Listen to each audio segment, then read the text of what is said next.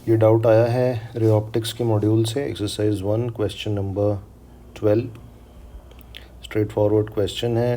ये एक glass cube है, इसका रिफ्रैक्टिव इंडेक्स 2 है। इसका बॉटम फेस सिल्वर किया हुआ है, मतलब यहाँ से लाइट बाहर नहीं आ सकती, इट हैज़ टू रिफ्लेक्ट। तो यहाँ से एक लाइट रे आई है, 15 डिग्री एंगल ऑफ इंसिडेंस है, उसको मुझे फॉलो करना है। तो जितने भी बच्चों ये ब्लू लाइंस मैंने शो किए हुए हैं, ये उन पॉइंट्स पे नॉर्मल हैं, ठीक है। तो सबसे पहले यहाँ पे लाइट आई, एयर में 15 डिग्री एंगल है, रिफ्रैक्ट होके ग्लास में गई, तो ये एंगल बन गया आर, एंगल ऑफ रिफ्रैक्शन। अब आपको ये अच्छी तरह से पता है कि जब भी लाइट का मीडियम चेंज होता है, रिफ्रैक्शन होता है, स्नेल्स लॉ आपने पढ़ा हुआ है, you know it very well कि जिस मीडियम का रिफ्रैक्टिव इंडेक्स ज़्यादा होता है, मतलब जो ऑप्टिकली डेंसर होता है, उस मीडियम में लाइट रे नॉर्मल के साथ छोटा एंगल बनाती है, स्मॉलर एंगल बनाती है। तो यहाँ पे क्या हो रहा है कि लाइट एयर से ग्लास में जा रही है, मतलब रेयर से डेंसर मीडियम में जा रही है। तो इस मीडियम में एंगल जो बनेगा नॉर्मल के साथ वो कंपैरेटिवली स्मॉलर होना चाहिए। तो अगर लाइट एयर में ही 15 डिग्री बना रही थी, तो फिर ग्लास में आने के बाद तो 15 डिग्री से कम ही बनाएगी। तो सबसे पहला तो मुझे ये पता चल गया कि R is less than 15 degree, ठीक बात है। उसके बाद क्या हुआ कि ये हमारी लाइट रे चल के आगे आई आई आई आई, यहाँ स्ट्राइक हुई, यहाँ तो रिफ्लेक्शन होगा, तो यहाँ पे तो angle of incidence equal to angle of reflection होना चाहिए। अब आप देखो, सिंपल ज्योमेट्री है, ये एंगल अगर आर है तो ये वाला भी आर होना चाहिए, ऑल्टरनेट इंटीरियर एंगल, और ये भी आर होना चाहिए, ये by law of reflection.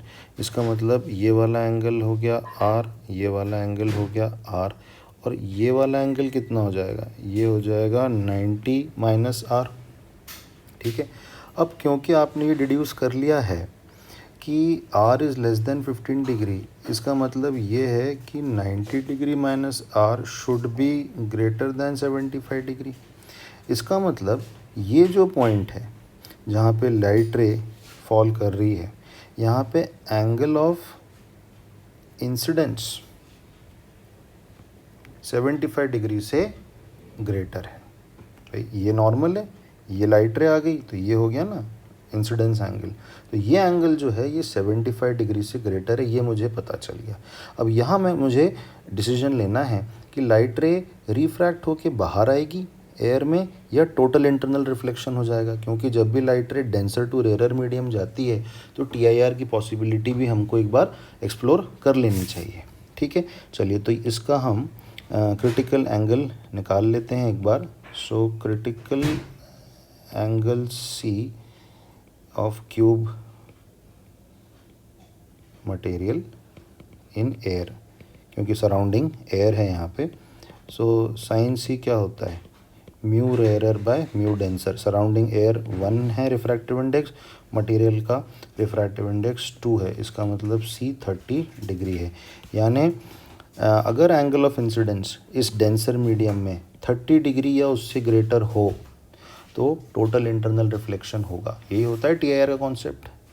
Angle of incidence in denser medium should exceed critical angle, तो आपकी लाइट रिफ्रैक्ट नहीं होगी, रिफ्लेक्ट हो जाएगी, डेंसर मीडियम में वापस आ जाएगी। तो यही तो हो रहा है, क्रिटिकल एंगल 30 डिग्री है और यहाँ पे जो आपका एंगल ऑफ इंसिडेंस है 90 माइनस आर, वो 75 डिग्री से भी ग्रेटर है, मतलब क्रिटिकल एंगल से बहुत ज़्यादा बड़ा हो गया। तो यहाँ पे बच्चों टोटल इंटरनल रिफ्लेक्शन ही होगा। इसका मतलब ये जो हमारी लाइट रे है ये यहाँ पे ऐसे करके चली जाएगी और ये वाला एंगल भी हमारा 90 माइनस आर हो जाएगा। फिर इस सरफेस पे पहुँचेगी, यहाँ नॉर्मल बना देते हैं,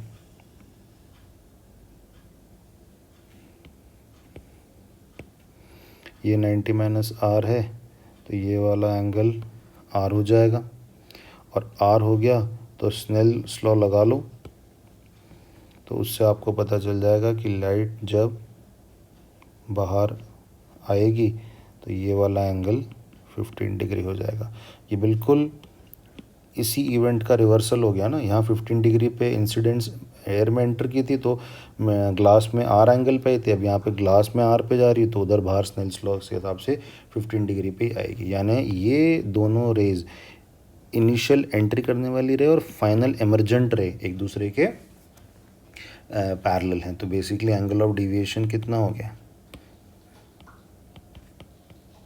180 डिग्री। तो इसका ऑप्शन हो जाएगा सी, एंट्री करने वाली रे और बिल्कुल उसके अपोजिट डायरेक्शन में आपकी एग्जिट करने वाली रे आ रही है।